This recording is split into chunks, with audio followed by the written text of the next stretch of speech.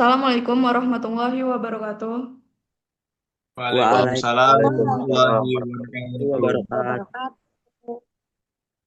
Perkenalkan kami dari kelompok 8. Kami di sini akan menampilkan podcast kami untuk menjawab beberapa pertanyaan terkait dengan tugas kali ini. Perkenalkan, nama saya Tiara Harisa Utami. Saya di sini sebagai MC. Kemudian narasumber pertama, silakan. Perkenalkan, nama saya Muhammad Rangga Piransyah. Narasumber kedua, Perkenalkan, nama saya Satria Gustanaya. oke. Narasumber ketiga, Perkenalkan, nama saya Dava Novalutvensyah. kemudian narasumber keempat, Perkenalkan, nama saya Anggi Saradina Siregar. dan terakhir narasumber kelima. Perkenalkan, nama saya Alwi Febrian. Oke, di sini kami akan memulai podcast kami. Kita berbincang soal tauhid. Jadi apa yang dimaksud dengan tauhid?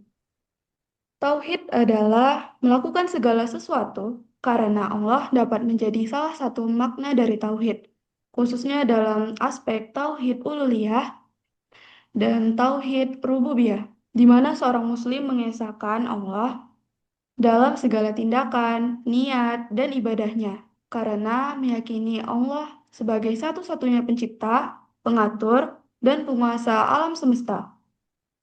Dan mengikuti perkembangan zaman saat ini, apa yang dimaksud dengan rekayasa tauhid?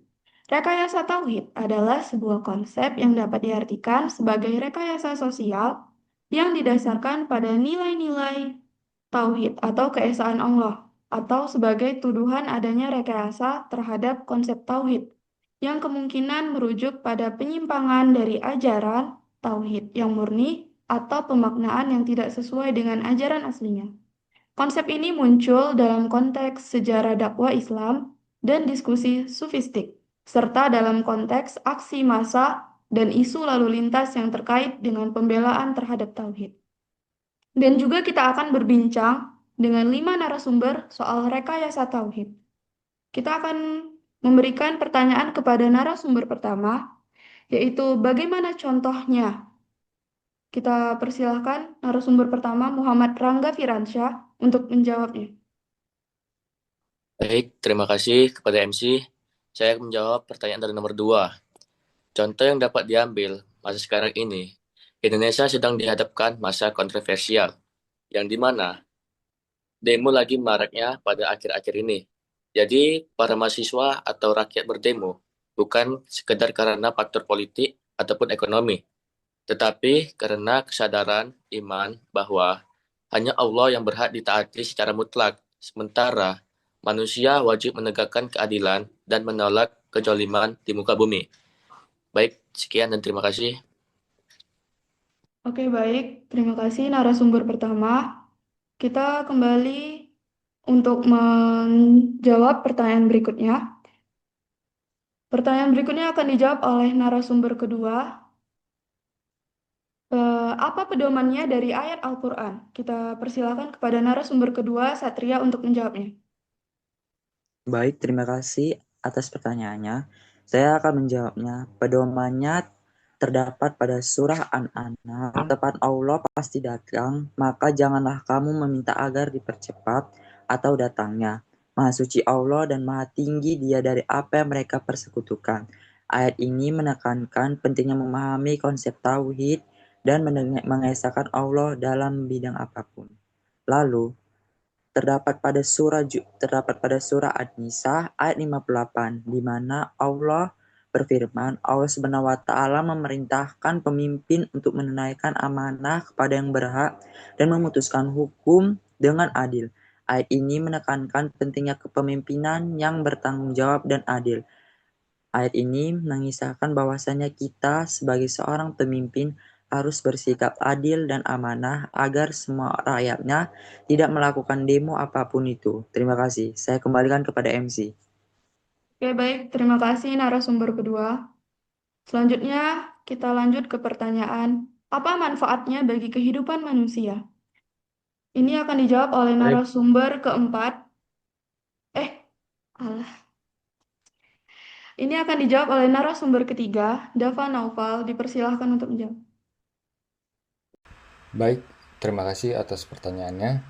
Jadi, tauhid memiliki banyak manfaat bagi kehidupan manusia, baik secara individu maupun sosial. Yang pertama itu ada manfaat individu. Di antaranya ada ketenangan jiwa, peningkatan iman, pengendalian diri, dan kebahagiaan. Dan juga ada manfaat sosial. Yang pertama yaitu persatuan dan kesatuan, keadilan dan kesetaraan, pengendalian sosial, dan kebangkitan umat.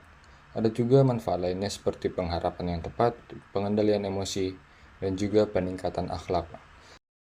Dalam keseluruhan, tauhid memiliki banyak manfaat bagi kehidupan manusia, baik secara individu maupun sosial. Dengan memahami dan mengamalkan tauhid, manusia dapat meningkatkan kualitas hidup dan mencapai kebahagiaan yang lebih baik. Saya kembalikan kepada MC. Terima kasih narasumber ketiga. Kita lanjut ke pertanyaan ke-5. Apa saja yang harus diperhatikan agar bersifat tauhid? Ini akan dijawab oleh narasumber keempat, Anggi Sarah Dina Siregar. Dipersilakan. Baik, terima kasih MC. Jadi pertanyaannya itu adalah apa sih yang harus kita perhatikan agar kita tuh bersifat tauhid?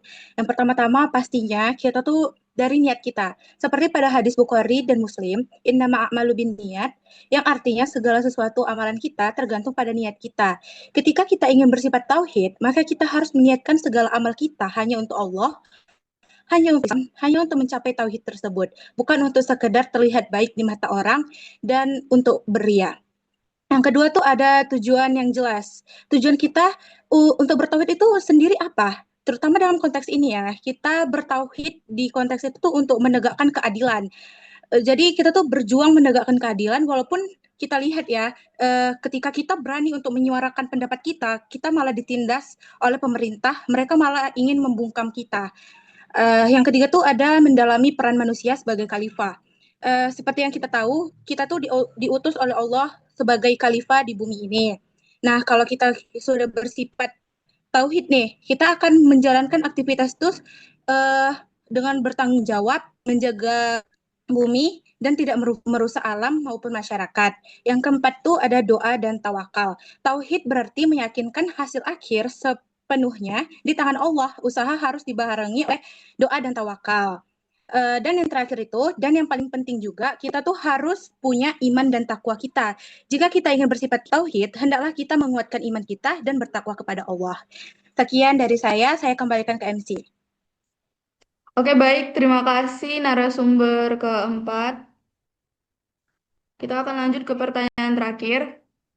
Apa yang menjadi latar belakangnya hingga yakin apa yang dalam contoh yang kita buat ini untuk kehidupan manusia? Pertanyaan ini akan dijawab oleh Awi Febrian. Dipersilakan. Ya, terima kasih MC. Izin menjawab. Latar belakangnya karena dalam Islam hanya Allah yang berhak ditaati secara mutlak. Sementara